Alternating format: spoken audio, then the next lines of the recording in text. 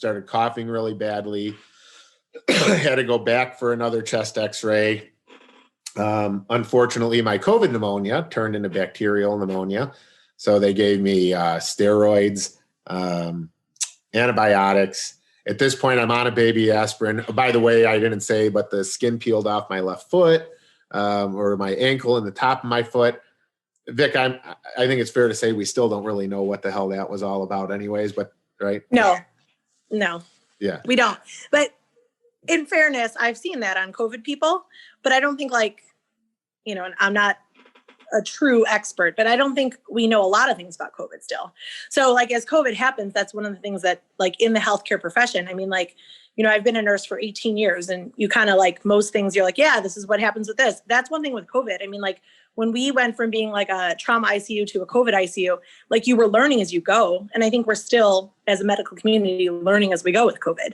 So I think as more and more happens and people report to their doctors, oh yeah, I had weird skin peeling, we're going to see more and more that probably happens more than what we know in people that had a bad case of COVID like you did. Yeah. Why do you, and you've already said this is an opinion. This is not right. gospel here, but right. what do you think could cause it?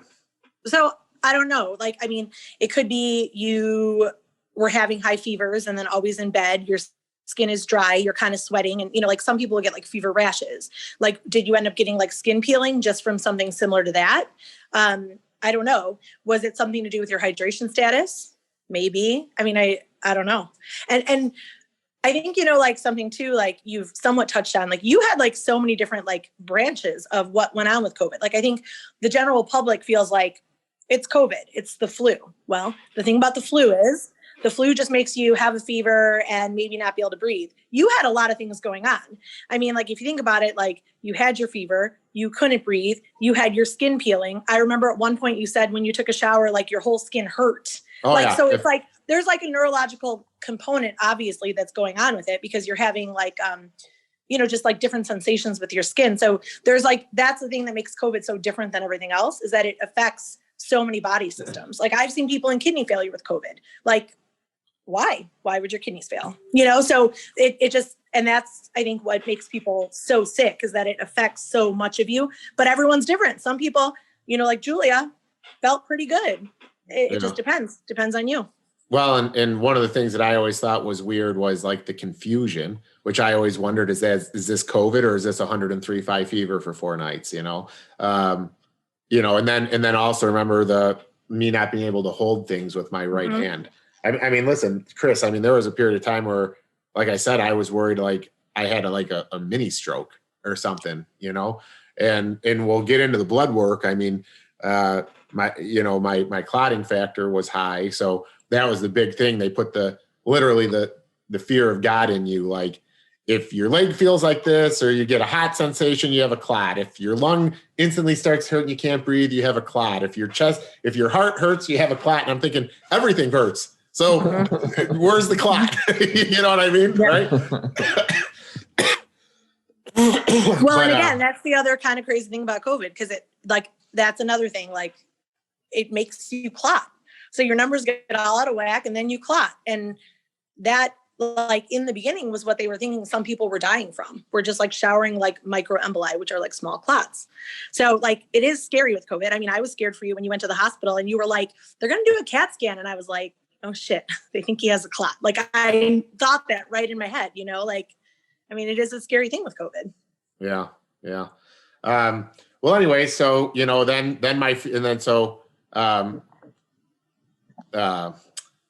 I just got the dreaded internet is unstable code on my computer here. So hopefully we're okay in a minute. But, then the other thing, and then we're done with my symptoms. So my feet went numb, right? And you said that's something that happens in COVID too, Vic.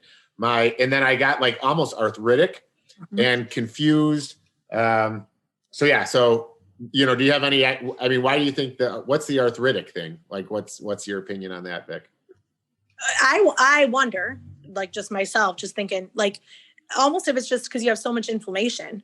So, something me and Joe were talking about with some of his labs, which I think we'll probably touch on, but you always think about your body when it fights an infection, you have your white cells, which are fighting the infection usually, but it's almost like your body's having war with whatever virus or bacteria you have. But then like some of his levels were elevated, and it was like they're elevated because you're having like extra inflammation, things like that, because your body is fighting so hard. And I kind of think like some of your just like pain in your like joints and stuff like that, I wonder if some of it was just the whole like cytokine storm and like the swelling and the inflammation that was happening. Mm-hmm. And you did have a fever for a long time, and you were in bed for a long time, and you're not usually in bed for a long time. So some of that also kind of plays into it. Yeah. Well, it probably is a good time to go into the blood work, right? Wouldn't you agree, Chris? Yeah. So, all right. So white blood cell, this is, you know, I'm not going to go through all my blood work. I'm going to go through the top 5 that they basically were like, hey, this is like not right. Right. So white blood cell count says it's supposed to be between a 4.2 and an 11. Mine was a 3.2. So Vic, comment to that, I'm a business guy, but not a medical professional, Yeah. So the white cells are, like I said, they're the ones that fight infection. So it's actually interesting because yours are low. So sometimes though, when you have like a severe infection, you'll either go high, when I say high, like sometimes it's 25, 30 that we'll see, not always in COVID, but, just in general. And then you're low. So sometimes you could also kind of almost have like where the white cells are low when you have an infection also. And I kind of wonder if that's what yours did. I necessarily myself personally haven't like seen such a big correlation with that, with the white counts. Again, the people I see are usually like, they're all in an ICU, so they're pretty bad. But I just think it's, yours were on the lower end, probably because of the COVID. You were just flipping. Instead of being a high white count, you were a low white count. So, people with low white counts often are like somebody that's like immunosuppressed or immunocompromised. Like that's not necessarily you, because you didn't do anything to make yourself immunocompromised. Like you don't have cancer. You didn't go through chemo. You weren't getting like any sort of immunosuppressants. It just probably was your immune system and just the way it was battling the COVID. Well, so what they told me, the doctor at the ER, was that there's a component in COVID that actually attacks your immune system almost like HIV would.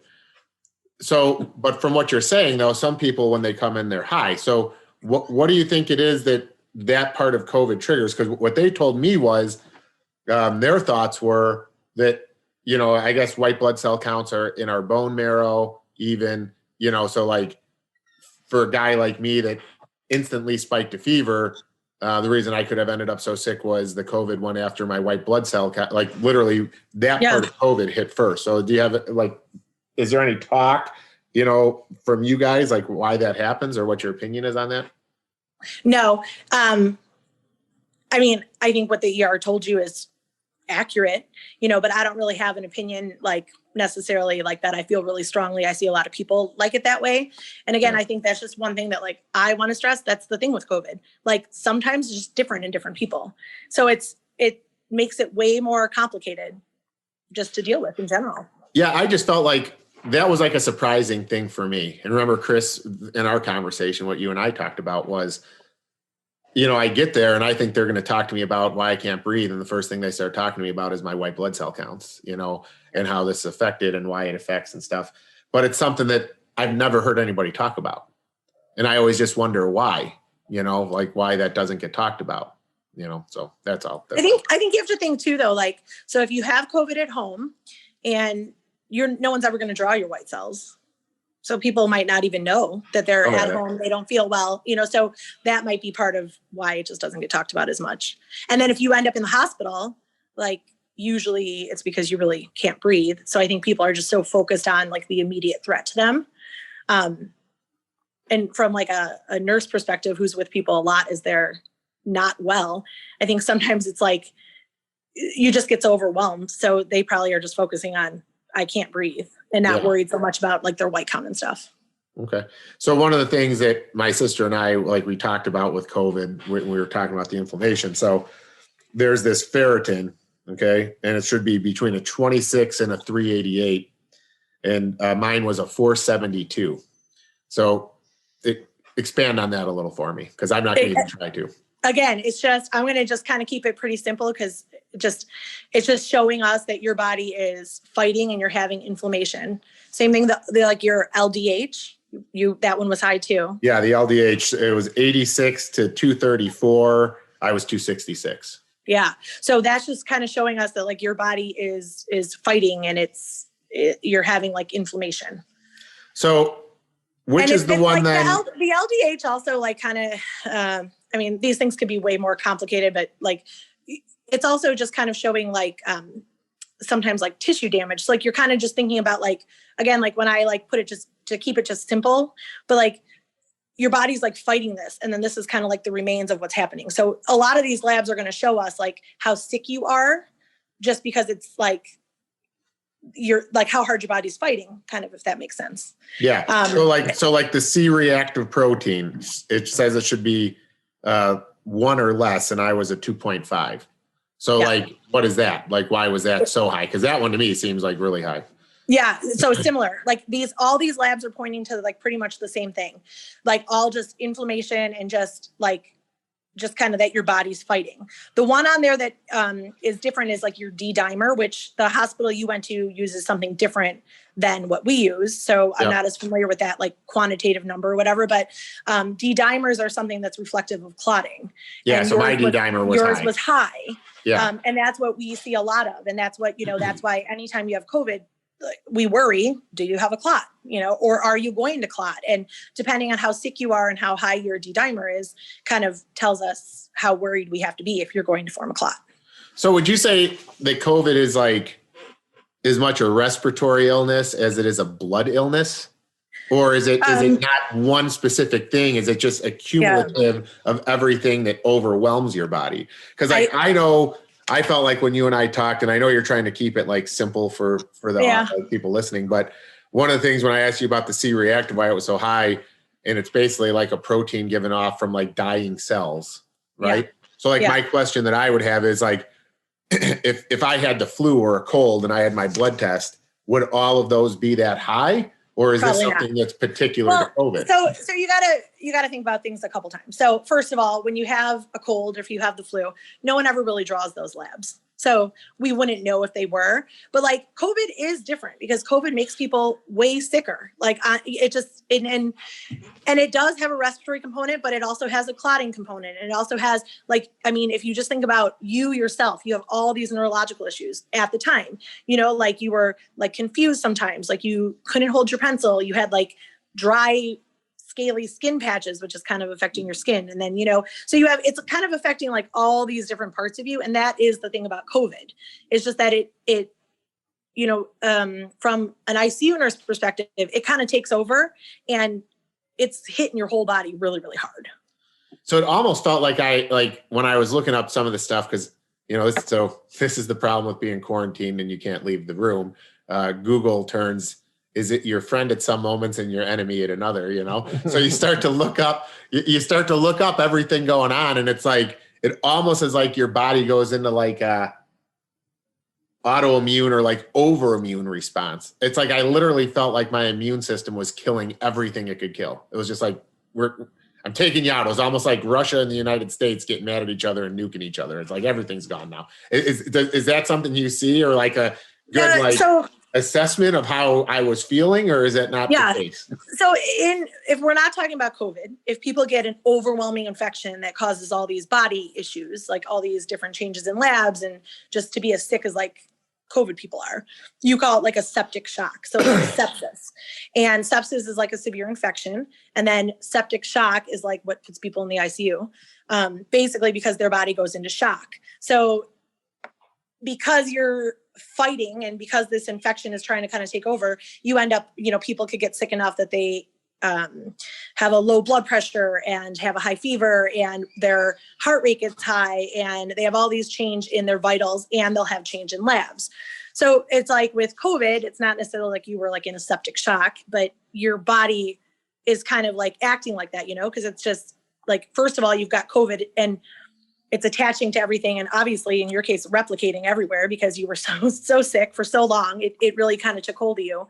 So it's kind of the COVID coming at you and your body fighting it. It's like all of that at once is like happening. And that's what is making everything be out of whack and making you feel like crap. Well, remember too, my heart rate my heart, the biggest thing was, and remember, you had me like really worried the one night because, my heart rate was like high for a while, like 116. And I'm like worried. I'm telling Vicky, like my heart rate's high. Oh, and that's something I had to talk about was that weird heart flutter thing, which by the way, I still have. So listen. And by the way, I told you need to get some more testing done on that. I know, but oh my God, I know, but it's like, this is a hard thing. See, so like, I'll be one of those dumb shits that fucking die in 3 months or 3 weeks because I didn't get the test that Vicky told me to get. But yeah, because I truly hate going to the doctor. Like, this is why this is like, I'm telling you, for people that don't really know me, they're probably like, oh, okay. But for people that know me, you have to know I have to almost be dead to go to the hospital. I mean, remember when I broke my finger, Vic, and it was like down to here, and I'm like, I think it's okay. Just relocate it. And I ended up needing pins and the thing was out anyways.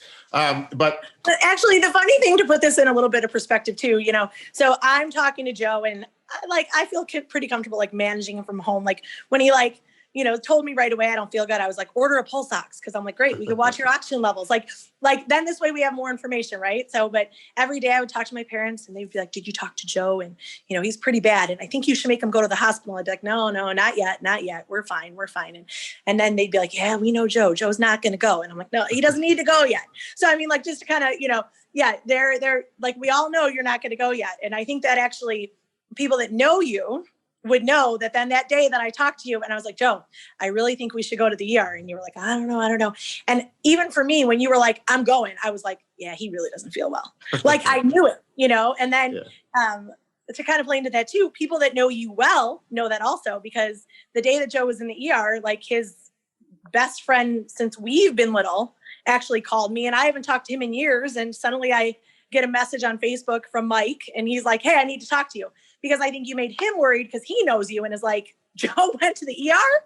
He must be dying. It is really true. Like you are not someone that goes. So when you went, you're not the person that's just like, hey, I'm not feeling well today. I'm just going to stop by. You really were feeling like crap to get to go to the emergency room. And I'm very well aware of that. Yeah, well, and I'm glad you brought up Mike, because if you ever listen to this podcast, so Mike doesn't have to listen to my podcast because we're just best friends and we talk all the time, but he literally every day he would send me a text from the minute he found out, and he would send a text. And something I used to say when we played football together in high school was if we messed up a play, Mike and I would both say to each other, not again, because I'm Joe fucking Langton. Or if Mike missed a block, it'd be like, I'm Mike fucking Corcoran. It's like kind of like what we did as linemen, like, because every lineman misses a block, right? I mean, it's not about messing up. It's about not allowing it to be a trend, right? So you get back up there and then you show that guy, you're the man, So every day I'd wake up in the morning, Chris, and Mike would go, who are you? And if I didn't text, I'm Joe motherfucking Langton, he'd be like, wrong. Who are you? And that's like the type of friend he is. Like he was literally like, all right, man, we've been through some shit together. You are getting through this, which meant a lot to me. I'll say, and Vicky, I mean, I've told people like was my rock. I mean, every day I was talking to her, every day she's telling me. And like I said, she's the person that said, okay, Joe, it's time now. You go and get your ass to the hospital, because if you wait longer than this and don't get some steroids and don't get IV fluids and don't get all this stuff, this might be the end. Right. I mean, that was basically the conversation we had. And it was, I think you have a tipping point and everyone's is different, but I feel like with COVID, people ride it. And then all of a sudden they're not well and they're in my face. Like, I can't breathe. And I think my worry for you was, how long can we really ride this out until, Joe's up there quarantined in his room and, suddenly we're calling 911 because he just didn't go. So I wanted you to go because I was like, I need you to be seen. I, of course, wanted you to have the chest x-ray, things like that. So we kind of knew what we were dealing with a little bit more because, and I remember telling you, like, it's better to go now and be safe than to be like, for me in the background thinking, how like when you were saying you were leaving your house, like, is this the last time? I didn't want to be later regretting and being like, I should have made my brother go to the hospital. I should have made him go. So I was very relieved when you went because I knew then we were making the right choice, and they sent you home and that was good, but it was at least like almost like a peace of mind. Like you're going to be okay, Well, that was one of the things they told me, because because when they admitted me, the first thing they're asking, do you smoke? Do you drink? Do you do drugs? They're asking me all these things. They're asking me if I'm active, this and that. And, maybe you can elaborate on this too, because they were like, listen, we don't want to keep you here because, there's really no need to put you on oxygen. There's no need to put you on a vent. If we put you on oxygen, it makes your lungs lazy. You definitely have good, strong lungs. So even though you've got some blood you're coughing up, your lungs are full, you have terrible pneumonia. I mean, that's something I need people to know. Like, I didn't just have pneumonia. I mean, every time I got a chest x-ray, they were like, you have terrible pneumonia, to the point where, and maybe this is a good point to get into this, Vic, but to the point where, they want me to go back for another chest x-ray here once the pneumonia actually clears. Because I'm not even sure it's clear yet, to be honest with you, because I still have chest pain in my left lung. But from when my doctor saw my last chest x-ray, he literally told me to start to embrace the reality that I would never have the proper lung capacity. And something that's important, it's one of the main messages I want to get on the podcast, so I want to say it before I forget. And Vicky, you said it best. I didn't think this up. This came from my sister. Was when I got COVID, I didn't have any pre-existing conditions. Unfortunately, my pre-existing condition is COVID now.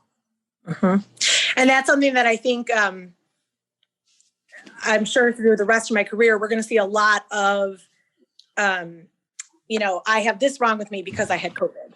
Or this, and I think the lungs, like, I'll be really interested as time goes on to see people, even with cases like you, because I mean, you were a severe home case, but I see people obviously way sicker because I'm watching people die of COVID. But people's lungs get so stiff with this, and that's part of the problem why people can't breathe, because you can't, usually you take a big deep breath and your lungs fill with air, but when you have COVID, and a lot of people, they can't get that big breath because their lungs are just getting just very stiff. And I wonder, and I've said that to you before, are you going to have this forever? Probably. Are you going to have scar tissue? Probably. And it's true. Now it's going to be, I wonder, every time you get sick, is it going to be worse because you had a bad case of COVID and your lungs already have taken a hit? I think there's going to be a lot that we're going to see with COVID, just in general. Well, remember I said to you, so if I was having to take a deep breath, I wouldn't. I mean, mentally, I couldn't almost get myself to, because it just hurt so bad. Yeah. I mean, my pneumonia was so bad that I say to Vic, it felt like somebody was reaching in my chest and squeezing my heart.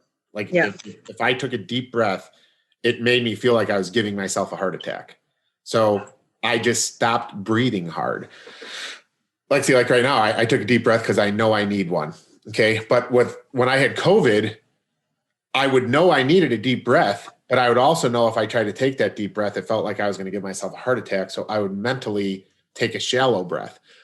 And you wonder if that's like the mental, like, starting point of this lung stiffening, because you just don't want to deal with pain. So one of the things that I think I'm counting my blessings on was that I had the horrible cough. Because, remember, Julia was calling you. So my daughter was calling my sister. You should actually. Yeah, I would text Julia, and I would always kind of check in. So I was talking to Joe, and a lot of times Joe would just call me, but I would just text Julia and be like, "How are you?"